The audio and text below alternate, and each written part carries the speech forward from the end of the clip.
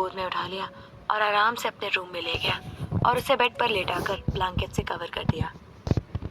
निधि किसी मासूम से बच्चे की तरह सो रही थी। उसे देखकर अक्ष को बहुत प्यार आया और उसने झुककर निधि के माथे को शिद्दत से चूमा और धीरे से कहा, तुम आराम करो, तब तक मैं अपनी अर्जेंट मीटिंग करके आता हूँ। अक्ष रूम से बाहर चला गया और बंगलों के पीछे की साइड बने सीक्रेट डोर से अंदर चला गया। अंदर पहले से कई सारे क्रिमिनल, विराट और अक्ष के आदमी खड़े थे जो उसका ही इंतजार कर रहे थे। अक्ष के आते ही सब लोगों ने अपना सर झुका दिया।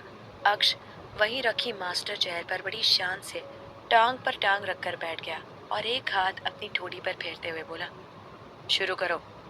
विराट आगे आया और बोलना शुरू किया, बॉस, रॉकी का एड्रेस मिल चुका है जो आपको ईमेल कर दिया गया है।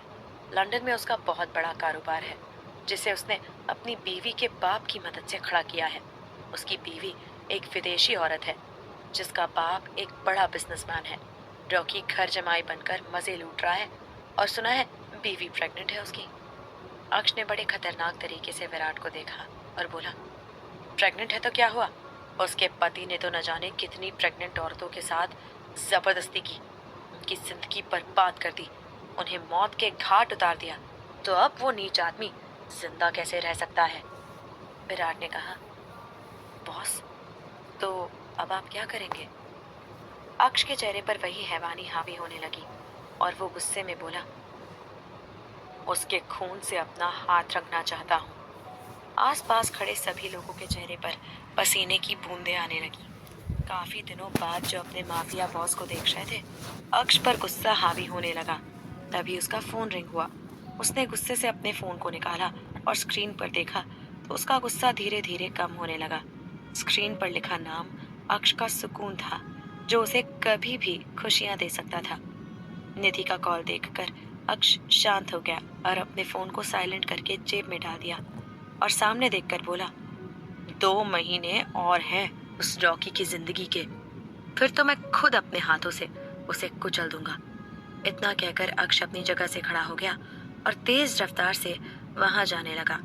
सभी आदमी सर झुकाकर उसके आगे खड़े थे। अक्ष वहां से चला गया और सीधा बंगलों के अंदर गया। वहां उसने चारों तरफ देखा पर कोई दिखाई नहीं दिया। तभी उसके कानों में किसी की सीटी की आवाज सुनाई दी। उसने आवाज का पीछा किया तो ऊपर देखा, निधि रेलिंग को पकड़कर खड़ी प्यार से उसे देख रही थी। उसने ही अक्ष को बुलाने के लिए सीटी बजाई थी। अक्ष जुनून से उसे देख रहा था।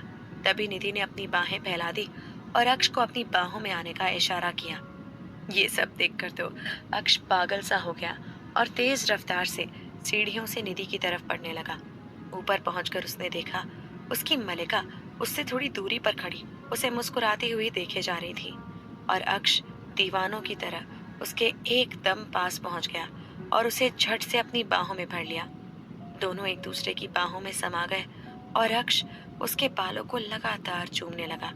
निधि उसके गले लगे हुए बोली, आप मेरा सुकून हो, मुझे छोड़कर कभी मत जाना वरना मैं मर जाऊंगी अभी। निधि की बात सुनकर अक्ष को थोड़ा गुस्सा आया। उसने खुद को शांत किया और निधि की कमर को जोर से दबाकर बोला, ज्यादा जुबान मत चलाना वरना इसे खींचकर बाहर निकाल दूंगा, और ना मैं कहीं जा रहा हूं और ना तुम।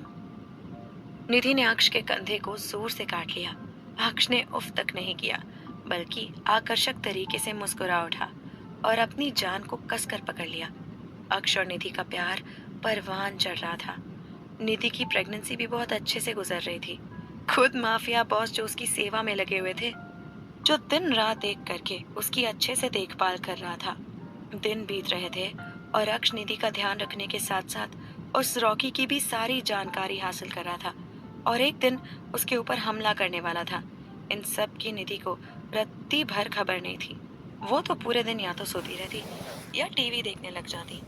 अक्ष उसकी जिद पूरी करते ही जा रहा था पर वक्त उसे डांट भी देता था तो वो नाटकबाज रोने का नाटक करके अक्ष को फंसा लेती और वो प्यार में पागल माफिया उसके आगे झुक जाता।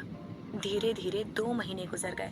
अब निधि को 7वां महीना आधे से ज्यादा होने को आया था और 7वें महीने के अनुसार निधि का पेट काफी मोटा हो गया था। ऐसा लग रहा था उसका 9वां महीना चल रहा है। निधि को चलने फिरने में दिक्कत होने लग गई थी, पर उसकी हरकतें सुधरी नहीं थी। वो कई बार भूल जाती थी कि वो प्रेग्नेंट है और सीढ़ियों पर कूदने लग जाती थी। बड़ी मुश्किल से अक्ष और बेला उसे हैंडल करते।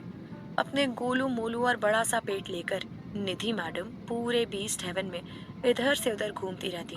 जिद की तो बात ही छोड़ो, वो तो मैडम की कुछ इस तरह थी कि जो चीजें चाहिए मतलब चाहिए ही चाहिए। हालांकि अक्ष की आंखों के डर से चुपचाप बैठ जाती, पर कभी कभी रोना धोना शुरू करके अक्ष को मना लेती।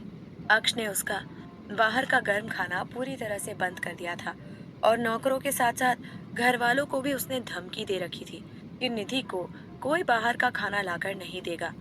निधि पर प्रेगनेंसी का असर कुछ ज्यादा ही पड़ रहा था। वो मासूम से बच्चों की तरह बिहेव करने लगती और गुस्सा नाक पर रहता मैडम के। निधि की मम्मी सीमा जी हफ्ते में कई बार उसके पास आकर रुकती, पर अक्ष के जैसा उसका ध्यान कोई नहीं रख सकता। निधि को 7वें महीने लगे हुए आज 15 दिन हो गए थे और वो अपना मोटा सा पेट लेकर बंगलो की लॉबी में घूम रही थी। हॉल में सोफे पर सीमा जी और बेला बैठे कब से उसकी हरकतें देख रहे थे। जीविका सीमा जी की गोद में बैठी निधि को देखकर हंस रही थी। उसे निधि की हरकतें बड़ी मजेदार लगती थी। जीवी भी 5 महीने की हो गई थी और काफी क्यूट थी। बेला ने कहा, ए मोटी, बस कर, अब कितना चलेगी तू?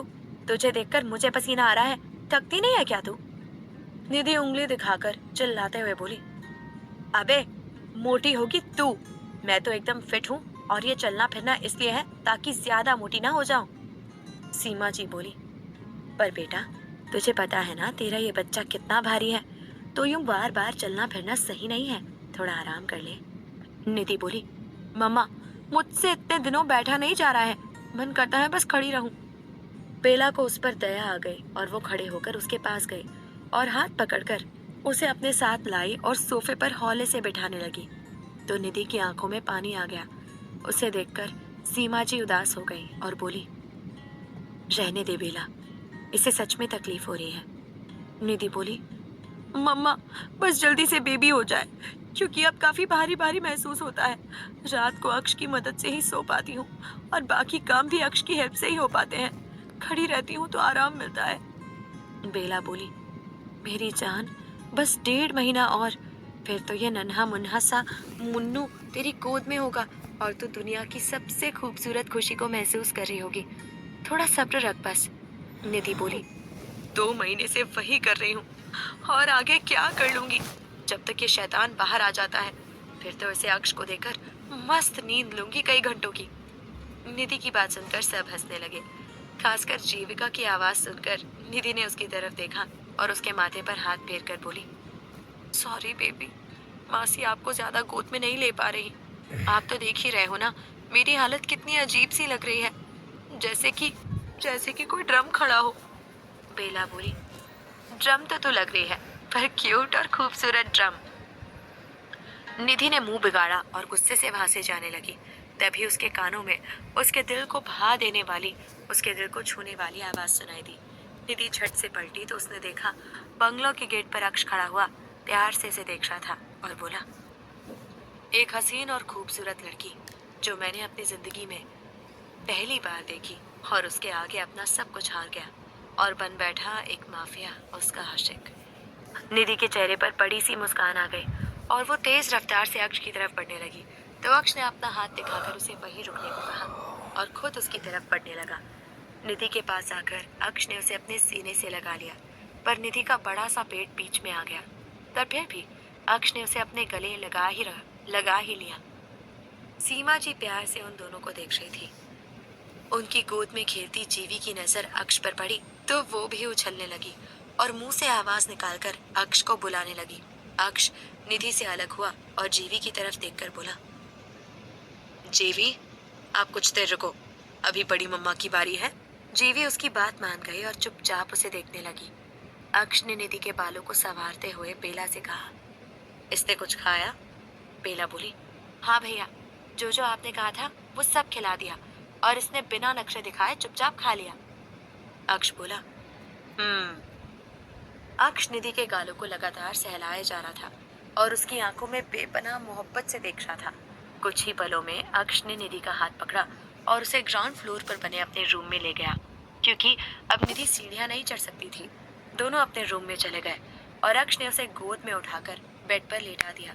अक्ष जाने लगा तो निधि ने उसका हाथ पकड़ लिया और अपनी तरफ खींचकर बोली, कहीं मत जाओ ना, यहीं रहो, आई नीड यू। अक्ष उसका हाथ पकड़कर उसके पास बैठ गया और उसे सहलाते हुए बोला, यूं ही आंखें बंद करके सोने की कोशिश करो, वरना तबीयत खराब हो जाएगी।